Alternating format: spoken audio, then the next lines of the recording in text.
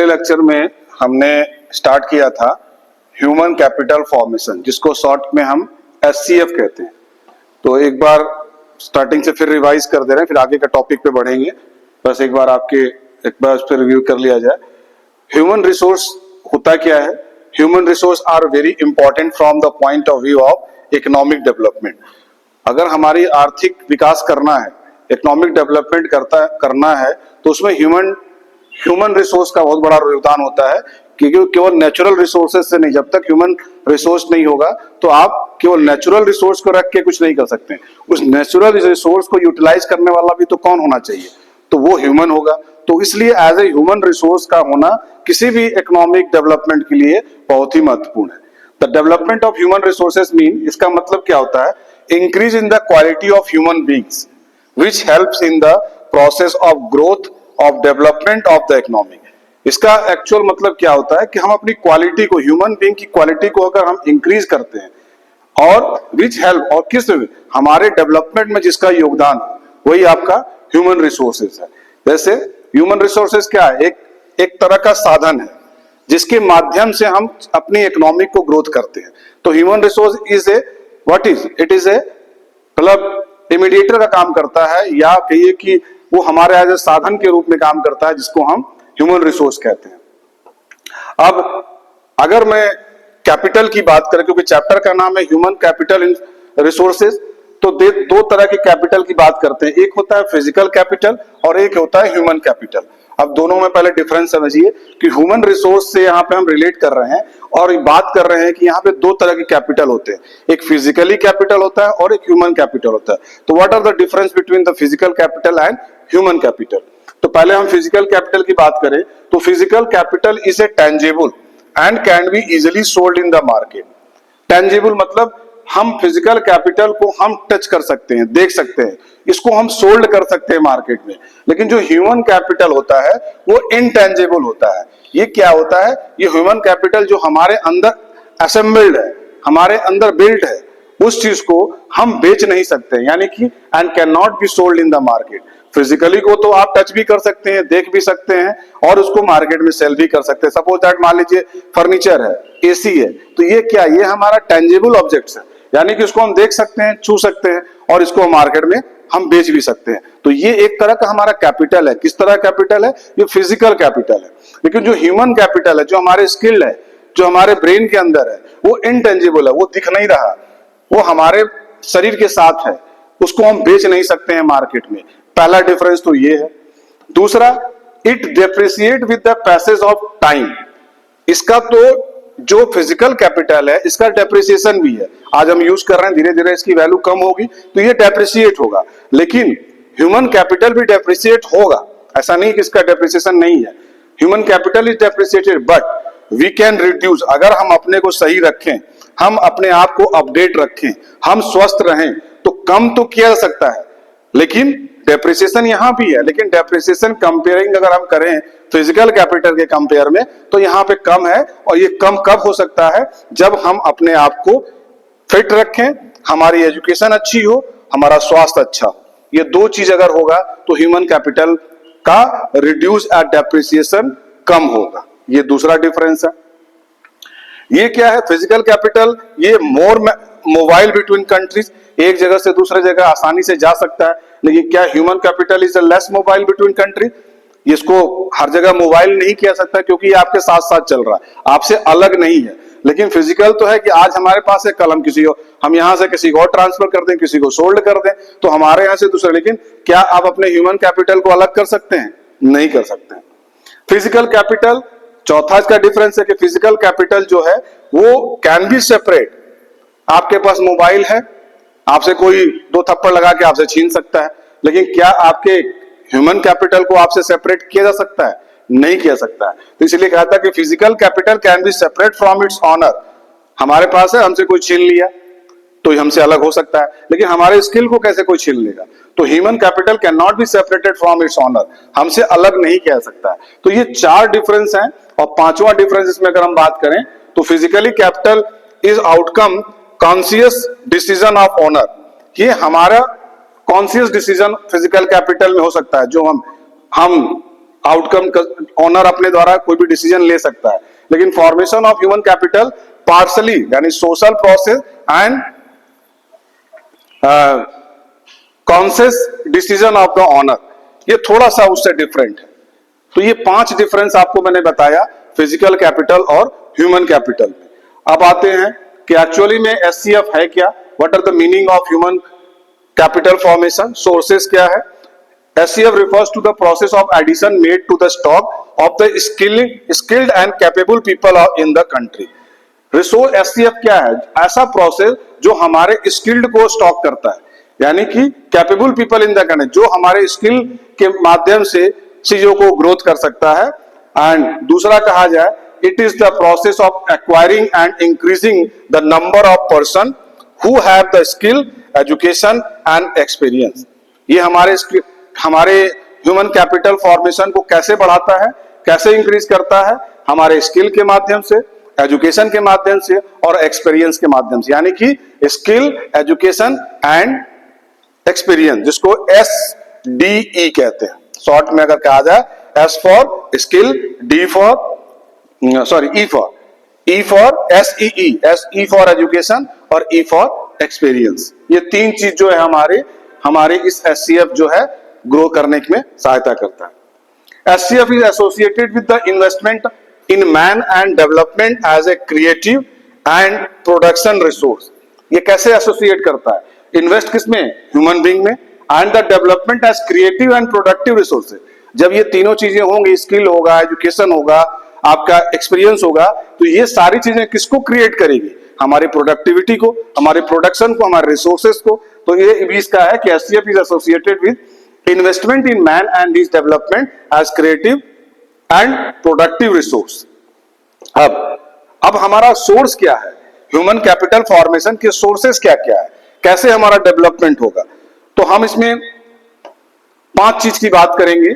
पहला हम बात करेंगे एक्सपेंडिचर ऑन एजुकेशन, दूसरा है एक्सपेंडिचर ऑन हेल्थ, तीसरा है एक्सपेंडिचर ऑन माइग्रेशन, चौथा है ट्रेनिंग और पांचवा है एक्सपेंडिचर ऑन इंफॉर्मेशन। ये 5 ये सोर्सेस हैं ह्यूमन कैपिटल फॉर्मेशन के, जिसका मैं 1 बाय 1 चर्चा करूंगा कि क्या इनका रोल है हमारे ह्यूमन कैपिटल के फॉर्मेशन के लिए कि इसके सोर्सेस कहां है, कहां से आता है, ह्यूमन कैपिटल फॉर्मेशन हमारी डेवलपमेंट कहां से होती है। तो ये 5 रीजन है, इस पे हम एक एक करके चर्चा करेंगे कि आदमी को ह्यूमन कैपिटल को बढ़ाने के लिए सबसे ज्यादा अगर जरूरत है तो वो एजुकेशन और हेल्थ, उसके बाद ये सब भी 3 चीज मैं और बात करूंगा, बट एजुकेशन और health is very important for any human capital formation. आप देखिए कैसे, पहले हम बात करेंगे expenditure on education. Proper utility of man power depend on the system of education training of the people. हमारी रिसोर्स को, हमारे सोर्स को, ये किसमें एजुकेशन किसको, एक्सपेंडिचर अगर हम शिक्षा पे खर्च करते हैं, ठीक। Proper utility of man power depend on the system of education. हमारी अगर एजुकेशन सिस्टम अच्छी है, हमारा मैन पावर किस पे डिपेंड करता है, हमारी एजुकेशन सिस्टम पे। और कैसे सिस्टम पे, ट्रेनिंग, और हमारी ट्रेनिंग कैसी है, ट्रेनिंग ऑफ द पीपल। ये पहला एजुकेशन पे हमारा एक्सपेंडिचर होना चाहिए। Labour skill of an educated person is more than that of an uneducated person. अब हमारा स्किल अगर आप कंपेयर करें, एक लेबर मैन है जिसके पास लेबर स्किल और जो एजुकेटेड है, दोनों के चीजों में अंतर आएगा। आपका अनएजुकेटेड पर्सन एजुकेटेड पर्सन के कंपेयर में उसका वर्क जो होगा कम होगा। कह रहा है कि labour skill of an educated person is more than the uneducated. Uneducated person जो है, जो स्किल्ड बेस्ड है, वो अनस्किल्ड बेस्ड से कंपेयर में बेहतर करेगा। दूसरा ये है, इससे एजुकेशन का फायदा, individual invest in education in to increase their future income and raise living standard. अगर हम इंडिविजुअली भी अगर हम एजुकेटेड हैं तो हमारा क्या फ्यूचर अच्छा है, हमारी इनकम अच्छी है और हमारा लिविंग स्टैंडर्ड भी बढ़ेगा। अगर हम एजुकेटेड है तो ही ये कब हो पाएगा, जब हम एज एजुकेटेड होंगे। अगर हम एजुकेटेड होंगे तो हमारा फ्यूचर भी अच्छा होगा, हमारी इनकम अच्छी होगी और हमारा लिविंग स्टैंडर्ड भी अच्छा होगा इस एजुकेशन के वजह से। Education contributes the economic growth. अब ये आप बात आती है कि एजुकेशन हमारी इकोनॉमिक को ग्रोथ करने में कैसे अपना योगदान देता है, क्या है क्या, तो because it give better social standing. हम एजुकेटेड हैं तो हमारा स्टैंडिंग, सोशल स्टैंडिंग का पावर जो है अच्छा होगा। It enable one make better choice in life. हम एजुकेटेड हैं तभी हम किसी चीज को चॉइस कर पाएंगे कि हमारा क्या अच्छा है क्या बुरा है, तो it is fruitful for us. It provide knowledge to understand the changes taking place in society. और इस एजुकेशन के होने के वजह से ही हमें कहां पे अपने को सरवाइव करना है, कहां हमको अपनी प्लेस बनानी है, इसके वजह से ही। जब तक जानकारी नहीं होगी तब तक आप इस चीज को, और ये जानकारी किसके माध्यम से हो पा रही है, केवल एजुकेशन की वजह से। चौथा है इट आल्सो स्टिमुलेट। और हम एजुकेटेड हैं तो मेरे पास नए आइडियाज भी आएंगे, यानी कि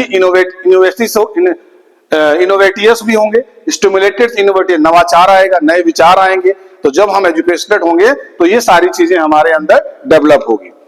it facilitates adoption of new technology. और एजुकेशन की वजह से ही हम नई टेक्नोलॉजी की तरफ बढ़ेंगे, ये भी अडॉप्ट कर पाएंगे। अगर एजुकेटेड नहीं होंगे तो हम इसी चीजें नहीं कर पाएंगे। तो आपके अगर एग्जाम में आए तो ये 5 चीज आप लिखेंगे कि अगर हमारा ये देखिए, अगर हम एजुकेशन पे एक्सपेंडिचर खर्च करते हैं तो इसके क्या क्या चीजें लाभ है। पहला तो है कि proper utility of man power. दूसरा, labour skill is of an educated person is more than the uneducated person. तीसरा, individual invest in education in to increase their. अगर हम इस पे इंडिविजुअली इस पे एजुकेशन पे खर्च करते हैं तो हमारा फ्यूचर अच्छा होगा, हमारी इनकम अच्छी होगी और हमारा लिविंग स्टैंडर्ड भी अच्छा होगा। और एजुकेशन क्या हमारी इकोनॉमिक ग्रोथ को किस प्रकार, क्यों हमें अपनी इंपॉर्टेंस कंट्रीब्यूट, अपना योगदान देता है, तो ये क्या क्या क्या योगदान दे रहा है। इस एजुकेशन की वजह से हमारी सोशल स्टैंडिंग अच्छी होगी। इस एजुकेशन की वजह से हम कोई चीज को बेटर चॉइस कर सकते हैं, क्या मेरे लिए बेटर है। दूसरा, इससे हमारी नॉलेज बढ़ेगी, provide the knowledge to understand the changes taking place in society. चौथा, और इससे एक नई मतलब नवाचार आएगा, हम नए नए विचार आएंगे, तो इसको कहते हैं इट आल्सो स्टिमुलेट्स इनोवेटियस। और पांचवा, ये हमारी नई टेक्नोलॉजी को हम अडॉप्ट कर पाते हैं इस एजुकेशन के माध्यम से। तो ये 5 चीजें आप लिखेंगे, एजुकेशन, एक्सपेंडिचर ऑन एजुकेशन। दूसरी बात आती है सबसे महत्वपूर्ण, जो हमारी इकोनॉमिक, जो हमारे ह्यूमन कैपिटल फॉर्मेशन की बात आती है, तो दूसरा रोल होता है एक्सपेंडिचर ऑन हेल्थ। अगर हम स्वस्थ रहेंगे तभी तो कुछ कर पाएंगे। तो हेल्थ क्या करता है, poor health and under nourishment adversely affect the quality of man power. अगर हम स्वस्थ नहीं रहेंगे, हमारी पुअर हेल्थ होगी, तो क्या होगा कि हमारी मैन पावर की क्वालिटी क्या होगी, अच्छी नहीं होगी।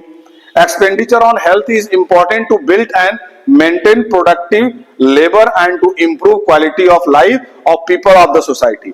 अगर हम अपने हेल्थ पे अच्छे से कॉन्शियस है और खर्च करते हैं तो क्या होगा कि हमारा प्रोडक्शन बढ़ जाएगा, labour and to improve quality में भी इंप्रूवमेंट होगा, और हमारी जो पीपल सोसाइटी की जो लाइफ है वो भी हमारी बहुत अच्छी होगी। दूसरा, advocate food and proper nourishment to people lead to qualitative improvement in human capital. जब अच्छा हमको पोषण के साथ हमको भोजन मिलेगा, प्रॉपर हमारी डाइट होगी, तो हमारा क्या होगा, हमारा ह्यूमन कैपिटल ऑटोमेटिक इंप्रूव कर जाएगा। अब 3 चीज आती है बात इस हेल्थ में, preventive, curative and social medicine. ये 3 चीज है। हम अपने हेल्थ को अच्छा रखने के लिए 3 चीज को फॉलो करते हैं। पहला तो है कि एक मेडिसिन आती है वैक्सीन के रूप में, ये हमारा प्रिवेंटिव है कि बीमारी ना हो इसलिए हम वैक्सीन लेते हैं। क्यूरेटिव, अगर मुझे बीमारी हो गई तो हम दवा लेते हैं, बुखार हो गया तो क्रोसिन ले लिया, कोई मेडिसिन ले लिया बीमार पड़ने पे, तो इसको हम क्यूरेटिव कहते हैं। और सोशल मेडिसिन क्या है, हम स्वास्थ्य के प्रति जागरूक रहे, हेल्थ लिटरेसी। अगर हमें हेल्थ से रिगार्डिंग अगर जानकारी है तो हम चीजों को प्रॉपर हम गाइड कर पाएंगे, प्रॉपर हम इसको फॉलो कर पाएंगे। तो इसलिए बीमारी ना हो इसलिए प्रिवेंटिव मेडिसिन, क्यूरेटिव अगर हो गई तो दवा लेंगे, और सोशल मेडिसिन अपनी स्वास्थ्य के प्रति अवेयर रहे, हमारे पास इसकी साक्षरता यानी कि जानकारी होनी चाहिए, जिसके वजह से हम हमेशा स्वस्थ रहें। तीसरा नंबर आता है एक्सपेंडिचर ऑन माइग्रेशन। पीपल अब हम अगर माइग्रेट हम कब करते हैं, माइग्रेशन का मतलब होता है people move from one place to another place. बात भी यही सही है कि हम जब एक जगह से दूसरे जगह की तरफ मूव करते हैं, दैट इज ए माइग्रेट। तो यहां पे भी वही बात कर रहा है कि हम अपने माइग्रेशन पे क्या खर्च करते हैं। तो people migrate from one place to another in search of job. हम एक जगह से दूसरे जगह क्यों जाते हैं? जॉब की खोज में। That fetch them higher salary. और जॉब किस लिए? जिसमें हमको अधिक से अधिक सैलरी, हायर सैलरी मिले। यही माइग्रेट होने का पहला रीजन है कि अगर हम एक जगह से दूसरे जगह जाते हैं तो हमें जॉब की सर्च करते हैं कि हमको नौकरी मिले और हायर सैलरी मिले। ये पहला रीजन है माइग्रेट करने का। अनएम्प्लॉयमेंट पीपल क्या करता है? जो गांव में रह रहे हैं वो गांव से शहर की तरफ क्यों जा रहा है? शहर की तरफ जा रहा है कि उसको जॉब मिलेगा। तो unemployed people from rural area, गांव में जो अनएम्प्लॉयमेंट है, जो बेरोजगार हैं, वो कहां जा रहे हैं? माइग्रेट हो रहा अर्बन एरिया में, शहर की तरफ। किस चीज के लिए? इन सर्च ऑफ जॉब। जॉब के लिए वो शहर की तरफ जा रहे हैं, तो वो भी क्या हुआ? माइग्रेट हुआ। एक वर्ड यहां आता है ब्रेन ड्रेन। चलिए, ये तो समझ में आता है कि गांव में बेरोजगारी है इसलिए वो शहर की तरफ आए जॉब के लिए। लेकिन अब आपको शहर में अगर जॉब मिल गया, पढ़ाई लिखाई की जॉब मिल गया, अब पता चला कि आप इससे हायर के लिए आप क्या चले गए? फॉरेन चले गए। अब यहाँ पे क्या हुआ कि सारी चीजें आपने पढ़ाई लिखाई यहाँ की, गांव से आए, शहर में आए, पढ़ाई लिखाई की। अब जब जॉब करने की बात आई, जब देश की सेवा करने की बात आई, तो आप फॉरेन चले गए। तो इस ऐसे चीज को हम ब्रेन ड्रेन कहते हैं कि हम जब तक हमारी जरूरत थी हम यहां रहे, अब हमारी जरूरत अगर देश को है तो हम फॉरेन चले गए। तो एक रीजन ये है। Technically qualified person like engineer, doctor migrate to other country because of higher salary. Technically जो हायर होते हैं, जो एजुकेटेड होते हैं, इंजीनियर है, डॉक्टर हैं, वो दूसरे कंट्री में चले जाते हैं। किस लिए? अच्छी सैलरी के लिए, फॉर हायर सैलरीज के लिए। यही ब्रेन ड्रेन की बात कर रहे हैं। पढ़ाई लिखाई सब यहां किया और अच्छी सैलरी के लिए कहां चले गए? फॉरेन चले गए। Migration in these cases involve the following. अब माइग्रेशन तो कर रहे हैं लेकिन इस पे कुछ कॉस्ट भी आती है। अब आप एक जगह से दूसरे जगह जाएंगे तो इस पे कुछ खर्चे भी तो होंगे। अब गांव में जहां पे आपको 1 रुपए का समोसा मिलता था, अब आप जब शहर में आएंगे तो वही समोसा आपको 15 रुपए का मिल रहा है। गांव में आपको अगर कोई स्वीट्स जो थी आप खाते थे मिठाई, वो 10 रुपए की थी, शहर में आप आए तो 30 रुपए का मिल रहा है। तो उसमें कुछ कॉस्ट आपको एक्सपेंड करने पड़ रहे हैं। तो इस माइग्रेशन की वजह से कुछ कॉस्ट को भी आपको वेयर करना पड़ता है। जैसे कॉस्ट ऑफ ट्रांसपोर्टेशन। अब गांव से शहर आए तो पैदल तो आएंगे नहीं, आप गाड़ी से आए, आप बस से आए, ट्रेन से आए, तो किराया दे के आए होंगे। तो ये किस पे खर्च आ रहा है? ये तो आप ही खर्च करोगे। तो कॉस्ट ऑफ ट्रांसपोर्टेशन क्यों हो रहा है? आपके माइग्रेट होने वजह से। Higher cost of living. अब जो गांव में आप कम पैसे में सरवाइव कर रहे थे, लेकिन आप शहर में आए तो आपको यहाँ पे किराया भी देना पड़ रहा। यहाँ जो 10 रुपए की वस्तु आपको गांव में मिल रही थी, वहां यहाँ पे 30 रुपए की चीज मिल रही है। तो ये आपकी लिविंग यानी कि जो जीने का जो आपका स्टैंडर्ड है वो भी क्या बढ़ गया। यानी और किसके वजह से? माइग्रेट होने की वजह से। Higher cost of living. तीसरा साइकिक कॉस्ट इन। और जब आप वहां से आए और कॉस्ट अधिक देके यहाँ पे रहना पड़ रहा है तो मेंटली आप क्या होगा? स्ट्रेस आपका होगा, आपकी लाइफ, क्वालिटी ऑफ लाइफ जो क्या लॉस होगी। आप परेशान रहेंगे कि हम वहां पे तो कम पैसे में, यहाँ पे आप कमा भी रहे हैं लेकिन आपके खर्चे भी ज्यादा हो रहे हैं। तो आप स्ट्रेस भी हैं और अपनी लाइफ का क्वालिटी की लॉस भी कर रहे हैं। तो ये भी आपको एक कॉस्ट देके करना पड़ रहा है। तो उसको हम साइकिक कॉस्ट कहते हैं। अब ये तो आपके मेन हो गया। अब expenditure on migration is a source of HCF. ये तो हमने कह दिया कि एचसीएफ ह्यूमन कैपिटल फॉर्मेशन का एक्सपेंडिचर माइग्रेशन पे हम कर रहे हैं। Of HCF as enhanced earning. हम क्यों खर्च कर रहे हैं? रीजन ये भी है कि हम ह्यूमन कैपिटल फॉर्मेशन के लिए हम एक्सपेंडिचर माइग्रेशन पे खर्च कर रहे हैं। क्यों कर रहे हैं? As enhanced earning. अब मान लीजिए कि अगर आपको गांव में कम पैसे में आप अपना जीवन अच्छे से सर्वाइव कर रहे हैं और शहर में आने के बाद पता चला कि आप कर्जे में हैं, आपको ज्यादा देना पड़ रहा है, तो आप क्यों गांव से शहर की तरफ आएंगे? शहर की तरफ तो तब आएंगे ना कि जब आपकी अर्निंग ज्यादा होगी, आपके इनहैंस्ड ज्यादा होंगे। तो लिखा हुआ कि HCF as enhanced earning in migrated peoples is more than the increases in the cost due to migration. अगर उसका माइग्रेशन करना, अगर उसकी अर्निंग में इनहैंस्ड हो रहा, सरप्लस हो रहा, बढ़ रहा, तब तो वो वहां से मूव करेगा, माइग्रेट करेगा in then the increase in the cost due to migration, तब तो ठीक है। लेकिन अगर मान लीजिए उसकी इनकम यहाँ पे गांव से भी कम है और खर्चे भी ज्यादा हैं, तो वो अपने आप को माइग्रेट क्यों करेगा, ये सवाल आता है।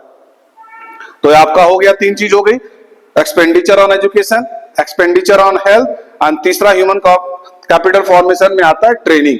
अब ट्रेनिंग क्या चाहिए? Production of physical capital is a substantially enhanced with improvement in human capital। अब प्रोडक्शन फिजिकल कैपिटल और substantially enhanced with improvement in human capital। अब ह्यूमन कैपिटल जैसे मान लीजिए, आप ऐसे समझिए कि मान लीजिए फिजिकल कैपिटल क्या है, अब गन्ने को रस निकालने वाली मशीन है, आप उससे कितने गिलास गन्ने निकालते हैं? तो आप निकाल रहे हैं 10 गिलास, लेकिन फिजिकली कैपिटल वो भी है। लेकिन अगर हम किसी को और व्यक्ति को ट्रेनिंग दे दें फिजिकली, तो वो उसी गन्ने से वो 30 गिलास जूस निकालता है, तो उसकी चीजें कैसे बढ़ गई? उसका जो है फिजिकली कैपिटल तो वही है, फिजिकल कैपिटल तो उतना ही है, लेकिन उसकी ट्रेनिंग की वजह से उसका प्रोडक्शन बढ़ गया। यानी कि productivity of physical capital is substantially enhanced with the improvement in human capital. अगर ह्यूमन कैपिटल का अगर उसकी ट्रेंड कर दिया जाए तो स्वाभाविक सी बात है कि प्रोडक्शन बढ़ जाएगा। ट्रेनिंग और क्या करता है? Increase the skill and efficiency of the worker. Training क्या करता है? हमारे स्किल को और एफिशिएंसी, वर्कर्स की एफिशिएंसी को बढ़ा देता है and leads to increase in production of goods, productivity of labour. Training क्या करता है? Increase the skill and efficiency of the worker and leads to increase in production of goods, productivity of labor। तो training increases. अब हमारी training क्या increase करती है? हमारी skill efficiency of the worker. अगर वर्कर की इस ट्रेनिंग से क्या उसकी स्किल एफिशिएंसी बढ़ जाएगी, और क्या production goods and production of labour, दोनों चीजें, गुड्स तो बढ़ाएगा ही और प्रोडक्टिविटी लेबर की भी बढ़ा देगी। ट्रेनिंग ऑन द जॉब और ऑफ द जॉब, यहां ध्यान रखिएगा कि ये ऑन द जॉब और ऑफ द जॉब क्या होता है। जैसे आप जिस फैक्ट्री में काम कर रहे हैं और ट्रेनिंग अगर वहीं पे दी जाए तो that is means on the job. और अगर मान लीजिए कुछ ऐसी इंडस्ट्रीज हैं जहां पे बड़ा चीजों से ख्याल रखना है कि वहां कुछ ऐसे केमिकल्स बन रहे हैं लेकिन वहां पे ट्रेनिंग नहीं दी जा सकती है, तो उनके लिए ट्रेनिंग की व्यवस्था कहीं और की जाती है, तो वो होता है of the job. Keeps the employees updated with the latest changes. ये क्यों ट्रेनिंग दी जाती है ऑन द जॉब और ऑफ द जॉब? ताकि उस एम्प्लॉय को परफेक्ट ट्रेंड किया जा सके, ताकि उस कंपनी की, उस इंडस्ट्रीज की प्रोडक्टिविटी बढ़ सके। तो इसी को कहा था ऑन द जॉब और of the job. On the job same factory में, लेकिन अगर ऑफ द जॉब का मतलब कि वहां पे पॉसिबिलिटी नहीं है, वहां पे चूंकि काफी कॉन्शियस रहने की जरूरत है, कोई चीज भी गलती अगर गलत से भी हो गया तो काफी नुकसान हो सकता है, इसलिए उनकी ट्रेनिंग कहीं दूर जगह व्यवस्था की जाती है, तो उसको हम ऑफ द जॉब कहते हैं। It is a source of HCF is return expenditure on such training in the form of enhanced labour productivity is more than the cost of it. अब ये इसका फायदा क्या है? अगर इस तरह के अगर उस ट्रेनिंग पे खर्चा हो रहा है तो स्वाभाविक सी बात है कि उसका रिटर्न हमें मिलेगा। It is a source of HCF is return expenditure on such training. भाई अगर वो दूसरे जगह अगर ट्रेनिंग कहीं अगर दिला रहे हैं तो उस पर खर्चे आएंगे, वहां पे उस सारी कंपनी के जो भी वर्कर्स हैं उनको ले जाके वहां ट्रेन करना का, तो गाड़ी के खर्चे आएंगे, उनके रहने वहने की व्यवस्था करनी पड़ेगी। तो ये जो खर्चे आएंगे ट्रेनिंग पे, तो वो क्या है? इससे अगर इसके रिटर्न के रूप में क्या होगा? एक्सपेंडिचर तो खर्च हो रहा in the form of enhanced labour product. इससे क्या होगा कि लेबर की जो प्रोडक्टिविटी है वो बढ़ जाएगी। किससे? जितनी कॉस्ट आएगी उससे ज्यादा उनको इनकम हो जाएगी। यानी कि labour productivity is more than the cost of it. जो उसकी लागत आई उस लेबर को या उस कंपनी के सारे एम्प्लॉय को ले जाके ट्रेनिंग कराने के लिए जो उस कंपनी ने जो खर्चा किया, जो एक्सपेंडिचर हुआ, उसको रिटर्न किस रूप में आएगा? जब उस लेबर की प्रोडक्टिविटी बढ़ जाएगी तो वो कॉस्ट से अधिक आएगा। इसलिए ट्रेनिंग जो है इसके लिए काफी लाभदायक है। ये हो गया। पांचवा जो है एक्सपेंडिचर ऑन इंफॉर्मेशन। अब इंफॉर्मेशन की बात यहां समझिए। Expenditure is incurred to acquire information relating to labor market and other market। इसको थोड़ा सा बाद में बताएंगे। पहले आप नीचे का समझिए कि लेबर मार्केट और अदर मार्केट क्या है।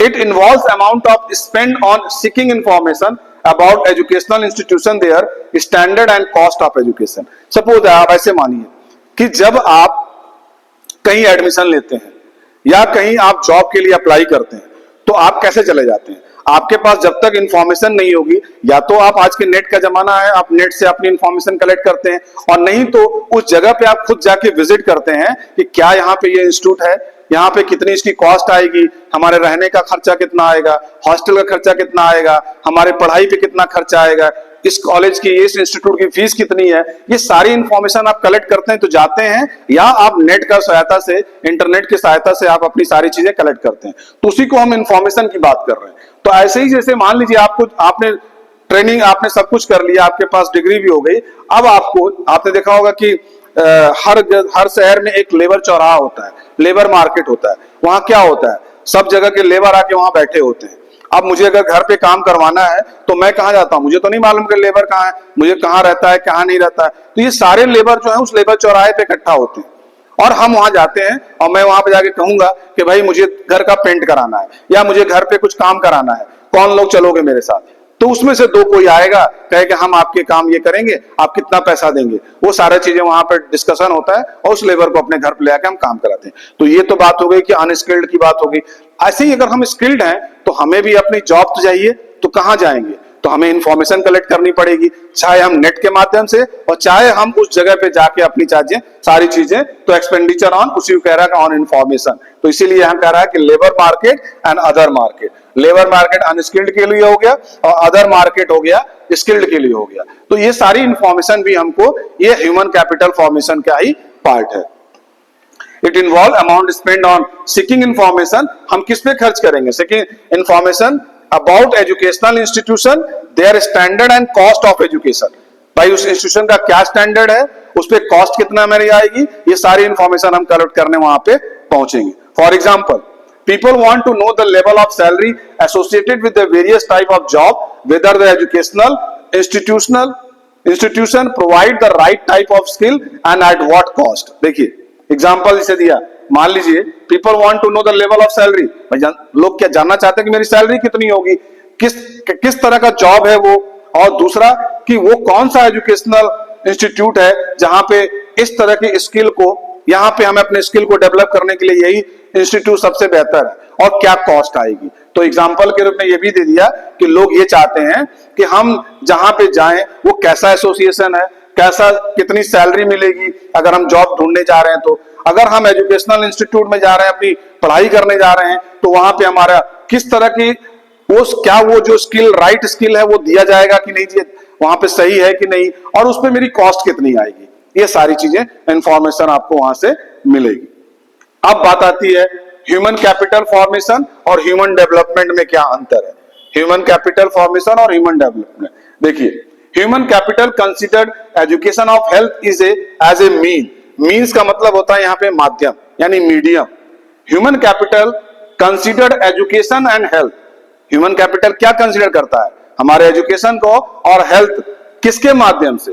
To increase labour productivity. इसके माध्यम से हमारा क्या इंक्रीज होगा? हमारी लेबर एक्टिविटी, हमारी जो पहले हम अकेले थे, अब हमारा एजुकेशन की वजह से हम कई सारे काम कर पा रहे हैं, यानी कि इससे, इस एजुकेशन और हेल्थ से हमारा क्या प्रोडक्टिविटी बढ़ गई, लेबर प्रोडक्टिविटी बढ़ गई। लेकिन अगर ह्यूमन डेवलपमेंट के नजरिए से देखा जाए तो यहाँ पे क्या है, in human capital, human development is education and health are integral to human wellbeing, they consider human being as the end in themself. यहाँ पे इसका मकसद है, यहाँ पे केवल मकसद है कि हम इस पे इसलिए खर्च कर रहे हैं कि हमारा, यहाँ में स्वार्थी हूं, यहाँ सेल्फिश है कि हमारी लेबर प्रोडक्टिविटी बढ़ जाए। लेकिन अगर ह्यूमन डेवलपमेंट की बात करेंगे तो यहाँ केवल इससे मतलब नहीं है कि एजुकेशन और हेल्थ इसलिए की जा रहा है, यहाँ पे है कि आप खुश रहें, यानी कि आपका ओवरऑल डेवलपमेंट हो, आप खुश रहें, इसलिए इस चीज को कहा, यानी क्या ना, it consider human beings as end in themself. वो खत्म ना हो जाए, यहाँ पे स्वार्थी नहीं है, ये ह्यूमन डेवलपमेंट है। लेकिन जहां पे केवल ये उद्देश्य है कि एजुकेशन पे और हेल्थ पे हम इसलिए खर्च कर रहे हैं क्योंकि हमारी लेबर प्रोडक्टिविटी बढ़ जाए। इसीलिए कहा गया कि ह्यूमन कैपिटल जो है एक नैरो कंसेप्ट है और ह्यूमन डेवलपमेंट जो है ये ब्रॉडर कंसेप्ट है। ये बड़ा कंसेप्ट है कि आपके पर जो खर्च हो रहा है एजुकेशन पे और हेल्थ पे, वो आपके इसलिए हो रहा है कि आप हमेशा खुश रहें। तो ये ब्रॉडर कंसेप्ट है और ये नैरो कंसेप्ट है। क्लियर? तो